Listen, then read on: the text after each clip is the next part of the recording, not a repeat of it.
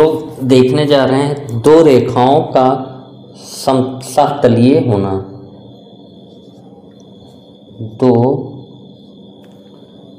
दो रेखाओं का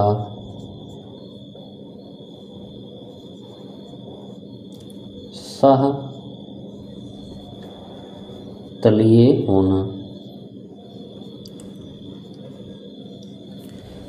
यानी हम लोग कंडीशन देखेंगे कि दो रेखाएं हमारी एक ही तल में हो तो क्या कंडीशन होगा एक ही प्लेन में। कोप्लेनरिटी ऑफ टू लाइंस,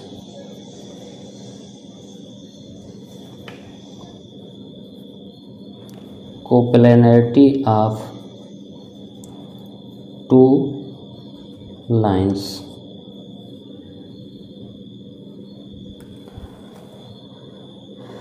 तो आपका जो दो रेखाएं हैं वो एक तल में भी हो सकती हैं और एक तल में नहीं भी हो सकती हैं, अलग अलग तल में हो सकती हैं। जैसे मान लेते हैं ये लाइन हमारा, ये इसको एक लाइन माने तो ये हमारा आपका बोर्ड के तल में है, लेकिन एक ये लाइन हम लोग ऐसे करें तो ये हमारा किस तल में है, ये तल, ये जो है इस तल में है, तो ये अलग अलग तल में है।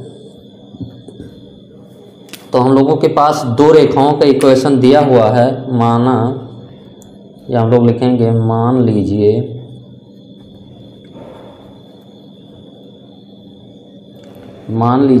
कि दो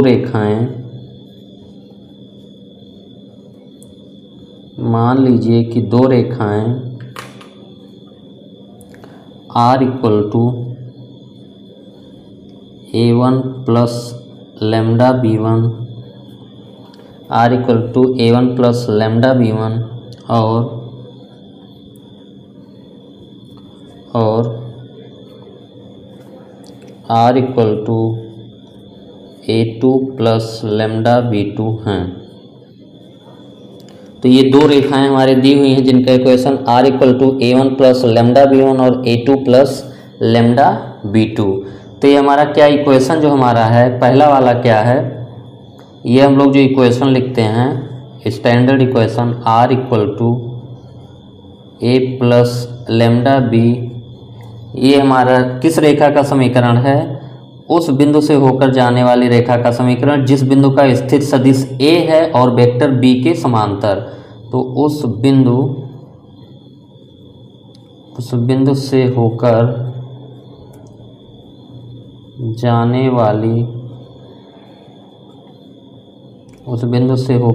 वाली रेखा का समीकरण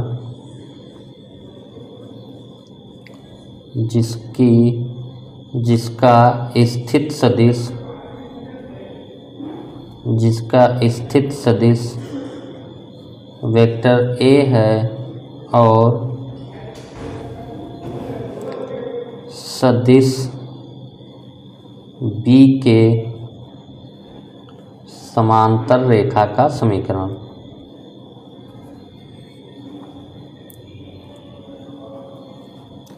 तो ये इक्वेशन हम लोग पढ़ चुके हैं, R equal to A plus lambda B, R equal to A plus lambda B हमारा क्या है, उस बिंदु से होकर जाने वाली रेखा का समीकरण जिसकी स्थित सदिश वेक्टर A है और सदिश B के समांतर रेखा का समीकरण ये हमारा है। तो पहला इक्वेशन जो R equal to A1 plus lambda B1 है, उस बिंदु से होकर जाने वाली जिस बिंदु का स्थित सदिश A1 है और B1 वेक्टर के समांतर, और दूसरा हमारा है उस बिंदु से होकर जाती है जिस बिंदु का स्थित सदिश A2 है और B2 वेक्टर के समांतर। तो हम लोग कहेंगे कि रेखा 1 A1 से जाती है तथा B1 के समांतर है, और रेखा 2 हमारा जो है, रेखा 2 A2 से पास होती है, यानी जिस बिंदु से पास होती है उस बिंदु का स्थित सदिश A2 है और B2 के समांतर है, B2 के समांतर है। अब ये दोनों रेखाएं R equal to A1 plus lambda B1 और A2 प्लस लेमडा B2 दोनों एक ही तल में होंगी अगर हमारा A1 को हम लोग मान लेते हैं A बिंदु है और A2 हम लोग मान लेते हैं B बिंदु है। तो अगर यहाँ पे जो है फिगर आपका बनाया जाए, हम लोग यहाँ पे फिगर अगर बनाएं तो ये हमारा कोई बिंदु A है, कोई बिंदु A है जिसका स्थित सदिश A1 है।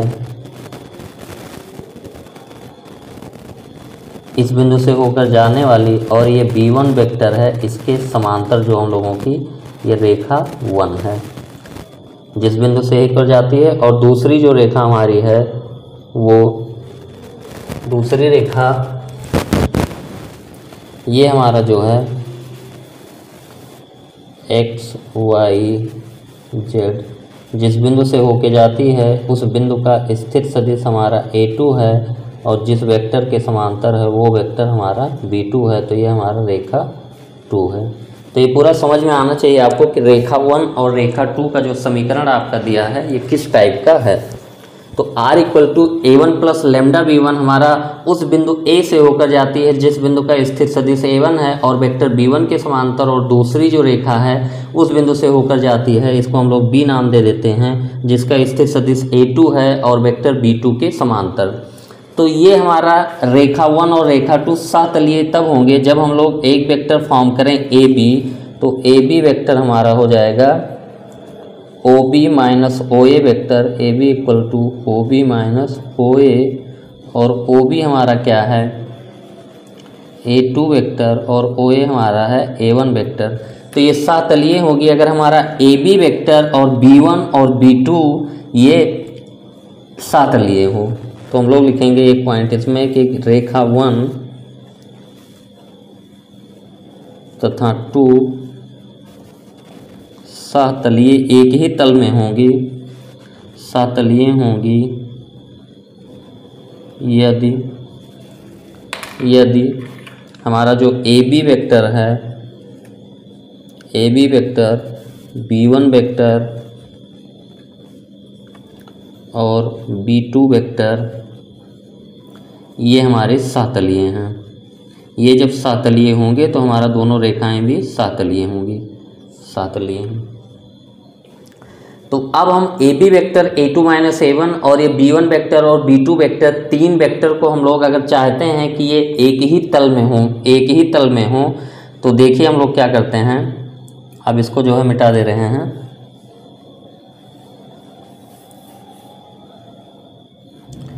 तीन वेक्टर अगर आपके कोई भी हैं, ये कहीं पे B1 वेक्टर है, कहीं पे ये B2 वेक्टर है और इसी तल में कहीं पे आपका AB वेक्टर है, और ये तीन वेक्टर अगर एक ही तल में होंगे तो देखिए हम लोग कैसे कंडीशन निकालते हैं। तीनों अगर एक ही तल में होंगे तो हम लोग अगर B1 क्रॉस B2 वेक्टर निकालें तो B1 क्रॉस B2 वेक्टर जो होगा वो क्या होगा, परपेंडिकुलर टू, ये किस तल के, ये जो तल है इसके परपेंडिकुलर होगा। तो B1 cross B2 vector perpendicular to, ये लंब होगा समतल, ये जिस B1 B2 जिस समतल में होगा इस पे लंब होगा। अगर हमारा AB वेक्टर भी उसी समतल में है तो B1 क्रॉस B2 यानी B1 क्रॉस B2 हमारा B1 B2 इस तल में है तो B1 क्रॉस B2 की दिशा या तो ऊपर होगी या नीचे होगी। तो अगर हमारा AB वेक्टर भी इसी तल में है तो AB वेक्टर और B1 क्रॉस B2 के बीच का एंगल 90 होगा, यानी AB वेक्टर का dot product B1 cross B2 के साथ हमारा 0 होना चाहिए। तो हम लोग कहेंगे कि AB वेक्टर का dot product B1 cross B2 के साथ 0 होगा अगर, तो ये हमारी रेखा सातलीय होगी। और AB वेक्टर हमारा क्या है, A2 minus A1 vector, A2 minus A1 vector dot B1 cross B2 = 0। तो ये हमारा कंडीशन मिल गया कि अगर हमारी दो रेखाएं सातलीय होंगी तो A2 minus A1 dot B1 cross B2 = 0 होगा। ये दो रेखाओं के सातलीय होने की कंडीशन हो गई हमारी।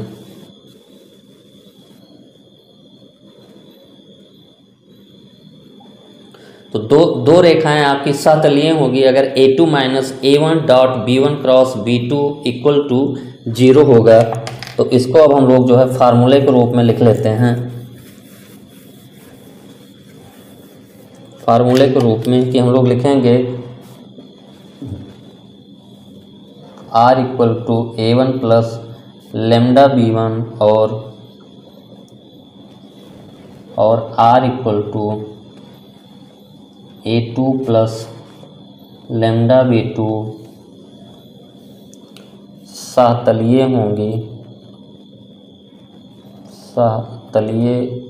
होंगी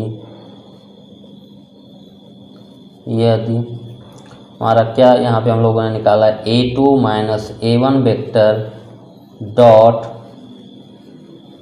B1 cross B2 equal to 0। तो ये हमारा फार्मूला हो गया कि अगर आपकी दो रेखाओं का इक्वेशन दिया हुआ है R equal to A1 plus lambda B1 और A2 प्लस लेमडा B2, तो दोनों रेखाएं सहतलीय होंगी यदि A2 minus A1 dot B1 cross B2 equal to 0 होगा। अब इसका हम लोग कार्तीय रूप में ये इस कंडीशन को देखते हैं, कार्तीय रूप।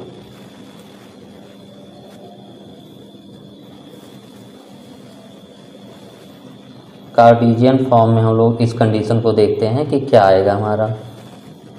तो कार्तीय रूप में हम लोग निर्देशांक के पदों में बात करते हैं। तो यहाँ पे जो हमारा बिंदु A का जो है, देखिए ये समझ लेते हैं हम लोग। यहाँ पे पहले हम लोगों का ये x axis y axis z axis हो गया। जिस बिंदु A से होके जाती थी हमारी रेखा और एक वेक्टर B1 के समांतर हमारी ये रेखा है, इसी का इक्वेशन हम लोगों को दिया है। तो इसका स्थित सदिश हमारा क्या दिया था, A1 और B1। लेकिन अब यहाँ पे हमारा बिंदु A का निर्देशांक दिया होगा। तो यहाँ पे हम लोग लिखेंगे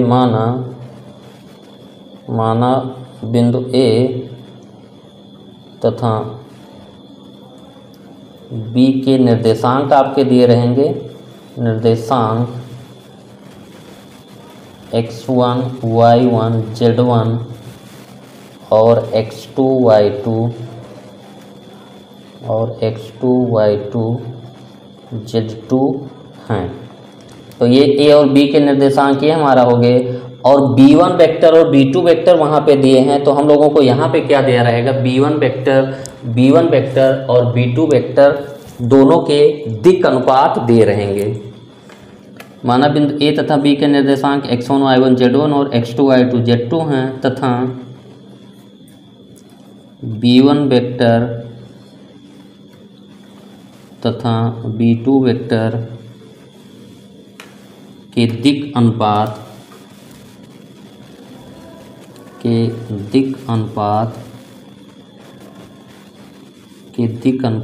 A1 B1 C1 तथा A2 B2 C2 हैं।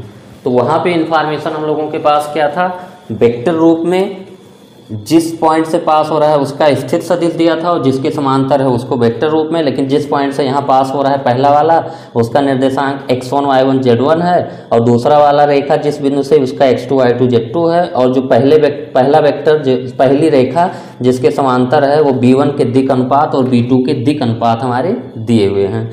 तो इससे हम लोग क्या करेंगे, बिंदु A और B के निर्देशांक हमको पता है। तो वहाँ पे जो वेक्टर A1 हमारा हो जाएगा, वेक्टर A1 ये हमारा हो जाएगा x1i plus y1j plus z1k। क्योंकि किसी बिंदु के अगर निर्देशांक आपका x, y, z हो तो उसका स्थित सदिश हम लोग लिख लेते हैं xi plus yj plus zk। और A2 वेक्टर ये हमारा बिंदु B का जो है स्थित सदिश हो जाएगा x2i plus y2j plus z2k। अब A1 A2 वेक्टर पता चल गया और B1 B2 वेक्टर हमको पता है। B1 वेक्टर का दिक् अनुपात दिया है A1 B1 C1। तो B1 वेक्टर हमारा हो जाएगा A1i plus B1j plus C1k। और B2 वेक्टर हम लोग लिख लेंगे A2i plus B2j plus C2k। अब जो सारी वैल्यूज है A1 A2 और B1 B2 की वैल्यू हम लोग जो है इसमें पुट कर देंगे। तो देखिए हम लोग क्या लिखते हैं,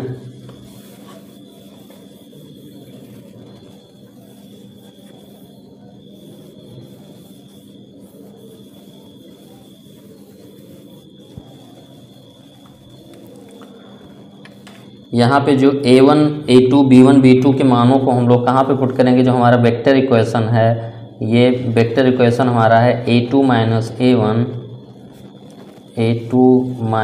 A1 dot B1 cross B2 equal to 0 में A1 A2 B1 B2 के मानों को रखने पर।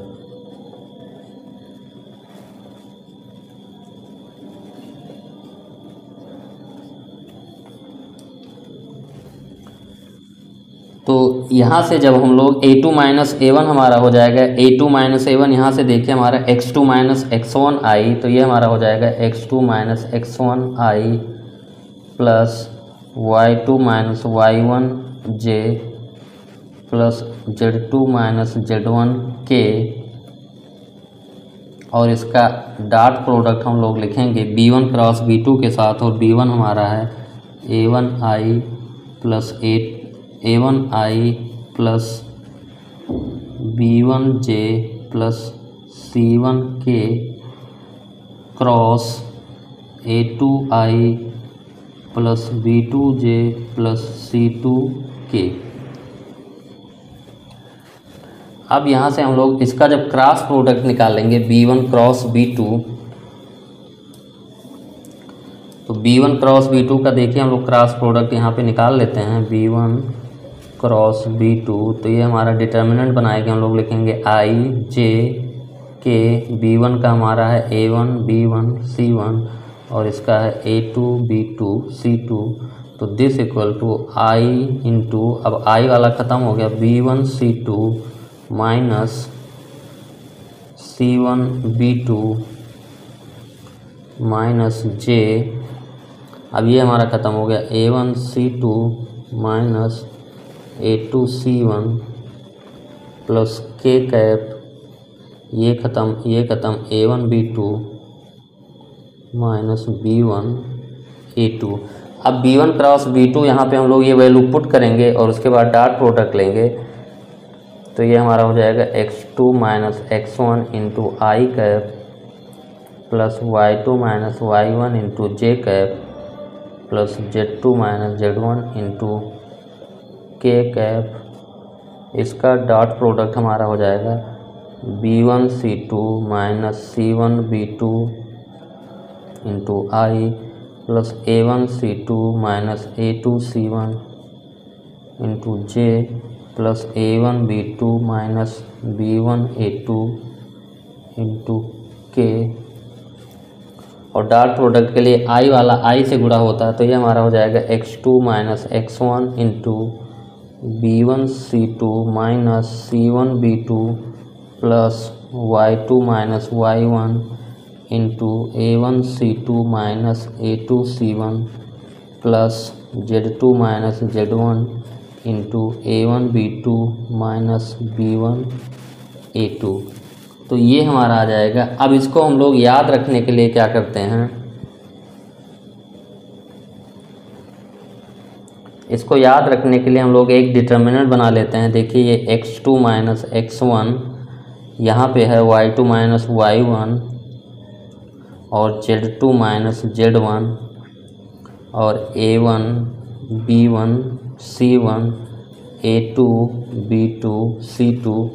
तो ये इसको जब हम लोग ओपन करेंगे तो देखिए हमारा यही आएगा X2 minus X1 into B1 C2 minus B2 C1, वही लिखा है, minus Y2 minus Y1 into, अब ये हमारा ख़त्म और ये ख़त्म, A1 C2 minus A2 C1, यहाँ पे देखिए क्या लिखा है A1 C2 minus A2 C1 plus Z2 minus Z1 equal to 0, क्योंकि हमारा जो ये लेके हम लोग चल रहे हैं A2 minus A1 dot B1 cross B2 equal to हमारा 0 है। और ये हम लोगों ने यहाँ पे B1 क्रॉस B2 की वैल्यू निकाली है। इसको हम लोग थोड़ा सा अलग करके रख लेते हैं। तो A2 minus A1 dot B1 cross B2 equal to 0 में जब A1 A2 B1 B2 की वैल्यू रखी हम लोगों ने, तो A2 माइनस A1 करेंगे तो X2 minus X1 plus Y2 minus Y1 हो गया। और B1 क्रॉस B2 हम लोग यहाँ से अलग से निकाल लिए। फिर इसका डॉट प्रोडक्ट इसके साथ, इस वेक्टर के साथ करेंगे, तो ये जो बड़ा सा एक्सप्रेशन हमारा आता है ये सिंपल सा रिड्यूज हो गया हमारा X2 minus X1, Y2 minus Y1, Z2 minus Z1, A1 B1 C1 और A2 B2 C2। तो फाइनली अब हम लोग जो है दोनों फार्मूला जो है अपना कंबाइन कर लेते हैं कि हमारा R equal to A1 plus lambda B1 और R equal to A2 plus lambda B2 सातलीय होंगी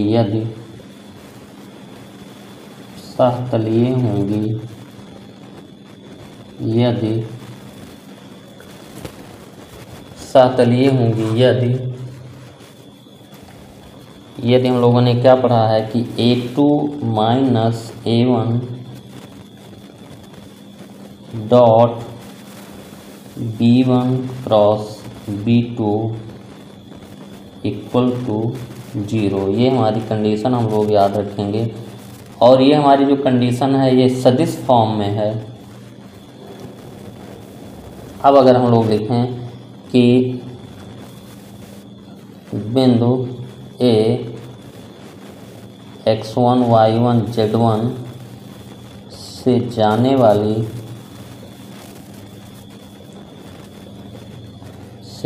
वाली तथा सदिश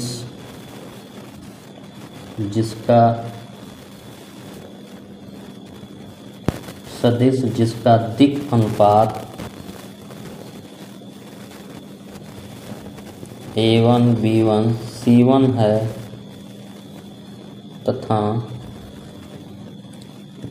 तथा A1 B1 C1 है के समांतर रेखा तथा दूसरी रेखा जो बिंदु B जिसका निर्देशांक X2 Y2 Z2 है से जाने वाली तथा सदिश जिसका दिक् अनुपात A2 B2 C2 है के समांतर रेखा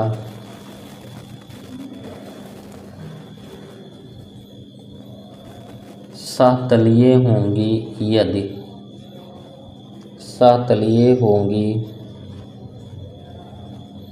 यदि हम लोगों ने क्या देखा, X2 माइनस X1 डिटर्मिनेंट हम लोगों ने बनाया X2 minus X1 Y2 minus Y1 और Z2 minus Z1 A1 B1 C1 A2 B2 C2 equal to 0। तो ये हम लोगों का कंडीशन मिल गया कि दो रेखाएं अगर सातलीय होंगी R equal to A1 plus lambda B1 R equal to A2 plus lambda B2, तो सदिश रूप में ये कंडीशन होगा A2 minus A1 dot B1 cross B2 equal to 0। और अगर बिंदु A X1 Y1 Z1 से जाने वाली और जिसके समांतर है उसका दिक् अनुपात A1 B1 C1 है, एक रेखा ये हो गया, और दूसरी रेखा X2 Y2 Z2 से जाने वाली और जिसका दिक् अनुपात A2 B2 C2 है के समांतर, ये दोनों रेखाएं सातलीय होंगी यदि हमारा X2 minus X1 Y2 minus Y1 Z2 minus Z1 A1 B1 C1 A2 B2 C2 determinant equal to 0।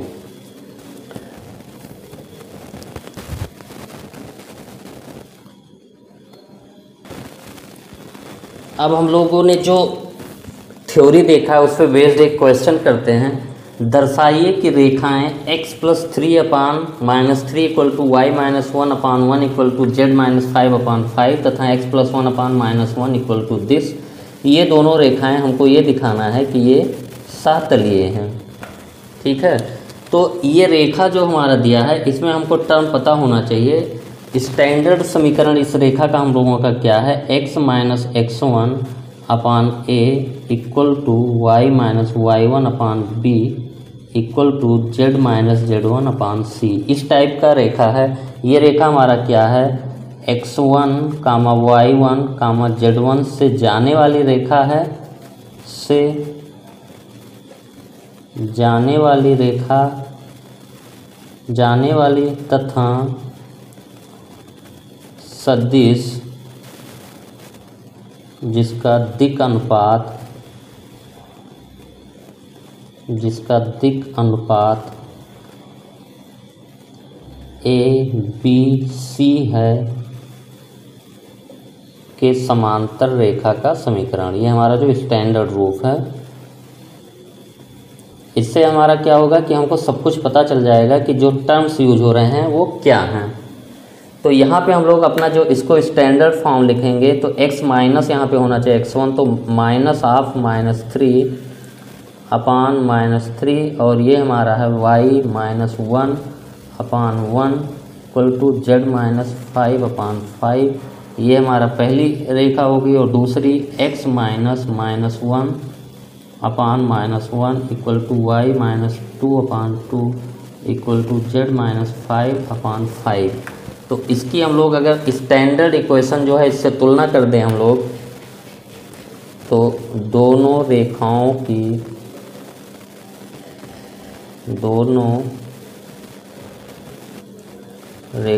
की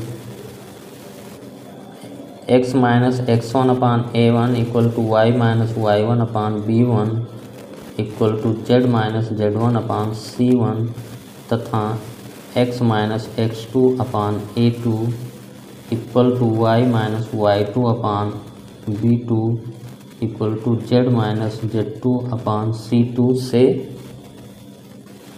तुलना करने पर।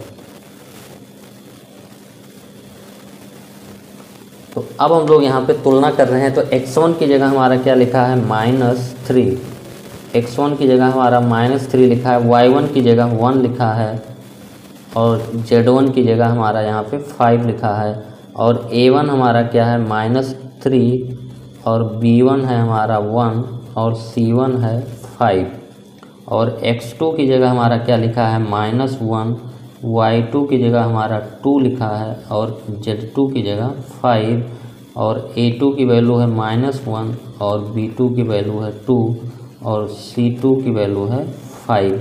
अब दोनों रेखाएं अगर सातलीय होगी तो हमारा जो फार्मूला है x2 minus x1, y2 minus y1, z2 minus z1 और a1 b1 c1 और a2 b2 c2, इसकी वैल्यू हम लोग कैलकुलेट करना चाहते हैं डिटर्मिनेंट की। तो x2 माइनस x1 हमारा x2 की वैल्यू -1 है। चलिए ऐसे लिख लेते हैं हम लोग, -1 है x2 की वैल्यू, माइनस x1 की वैल्यू -3 है, y2 की वैल्यू 2 है, y1 की वैल्यू 1 है, z2 की वैल्यू 5 है और z1 की वैल्यू भी 5 है। a1 हमारा -3 है, b1 1 है, c1 5 है, a2 हमारा -1, b2 हमारा 2, c2 हमारा 5। अगर इसकी वैल्यू हमारी 0 आ जाती है तो हमारी जो रेखाएं होंगी वो सातलीय होंगी। This equal to -1 plus 2, -1 plus 2 हमारा क्या हो गया, सॉरी -1 प्लस 3 हमारा +2 हो गया और 2 माइनस 1 गए 1 हो गया और 5 माइनस 5 0 और ये हमारा -3 1 5 और -1 2 5। अब इसकी वैल्यू हमको कैलकुलेट करना है सीधा सीधा। अगर इसकी वैल्यू 0 आ गई तो अब हम लोग क्या करेंगे, 2 इंटू 1 इंटू 5, तो हम लोग ऐसे लिख देंगे 2 into 1 into 5, 1 into 5 minus 2 into 5। अगला टर्म होगा माइनस से, तो -1 इंटू, अब जब 1 जिसमें होगा वो ख़त्म हो जाएगा, 3 into 5 minus -1 into 5, 3 into 5 minus -1 into 5 plus 0 into कुछ भी हो तो ये 0 ही रहेगा। तो दिस इक्वल टू हमारा हो गया 2 इंटू 5 माइनस 10, 5 माइनस 10 ये हमारा हो गया -5 और इंटू 2 ये हो गया हमारा -10 और ये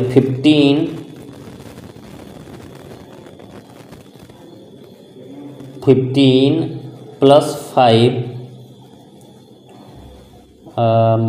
ये हमारा 5 माइनस 10 है, -5 माइनस 10 हो गया और 15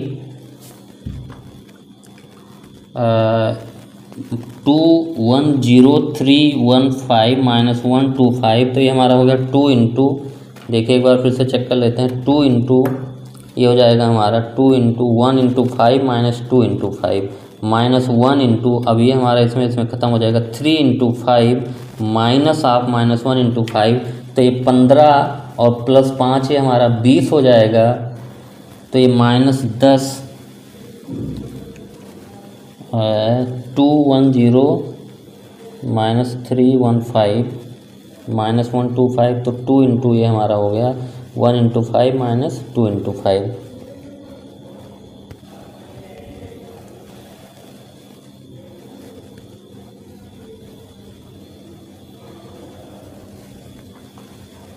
two into 1 into 5 minus of 1 into 15 हमारा हो जाएगा -1 इंटू, ये अगला टर्म हम लोग देखें, ये 2 इंटू हो गया, फिर जब -1 इंटू करेंगे तो 1 जिसमें है वो ख़त्म हो जाएगा तो ये हमारा -3 इंटू 5 हो जाएगा। ये हमारा जो होगा ये -3 इंटू